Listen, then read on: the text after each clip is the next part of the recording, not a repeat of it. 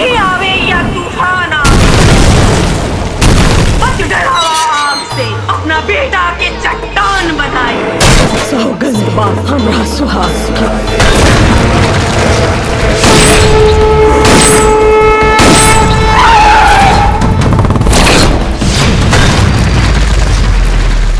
बाप के नाम प्रलय सिंह। प्रलय सिंह चट्टान बारन जेकरा से टकराए वाला खुदे चकनाचूर हो जाए।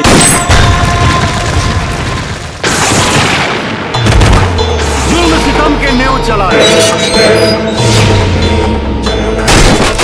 काल के दीवार बना ले, तुम्हारे खून से लिखा इतिहास हम चाहे जितना जोर लगा ले। 100 गो चोट सुनार के और 1 गो लोहार के।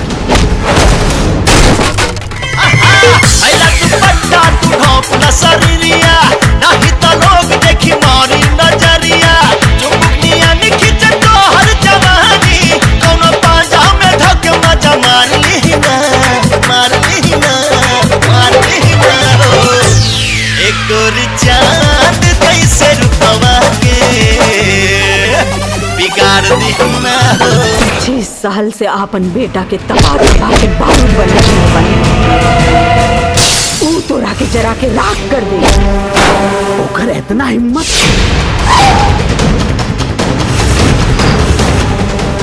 कि हमरा प्यार पर हाथ डाला। बड़ी तो बस से मिला तो हर प्यार हो, अब नहीं टूटे तो वो नहीं आके तार हो। बात बुझा मन के धड़कन बन के, दिल के भीतर ये समा जा। चूड़ी कंगना बिंदिया पायल बोले आई लव यू। बिना कहले मान कैसे मानी, लव यू टू रानी। साड़ी ले आइले ना जौन कल रहनी हो। साड़ी? अरे ताड़ी ना रे, साड़ी। पाड़ी? पाड़ी ना साड़ी। इंस्पेक्टर महादेव जौना थाना में होला, वो जना घुसखोर रहेला, जवान लड़का पुलिस के 4 डंडा ना बर्दाश्त कर सकल। प्रलय सिंह के का उखाड़ ली। प्रलय सिंह, अगर तू हमरा घर पे नहीं रहता ना तो हर गर्दनिया काट के तोहरा हाथ में धरा देल रहा। प्यार तू हमसे बहुत करेला या जी साबित कैला, ए राजा जी हमरा दिल में अपन जगह बनैला। जीत लेहला दिल बा हमार हो,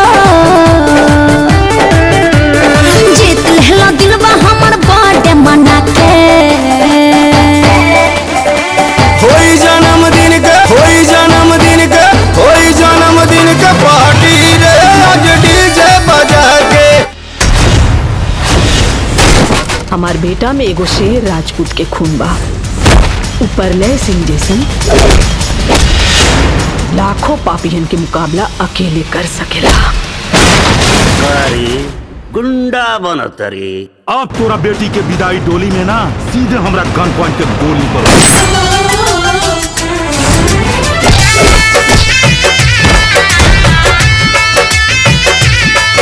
हम तो लोगन के खून से ऐसन होली खेलब, ऐसन होली खेलब कि अगला जन्म लेवे खातिर 1000 बार सोचबा लोग।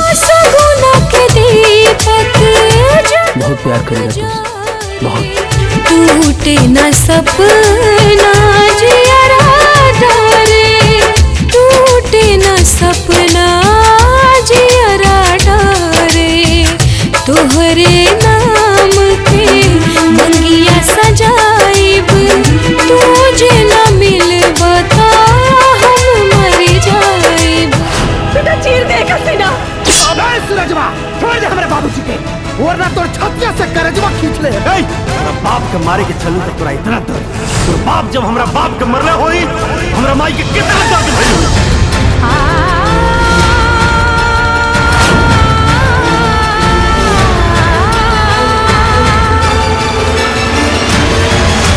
इतिहास गवाबा, जे भी औरत उठैले बा अपना घरे अपन मौत के बोलैले बा।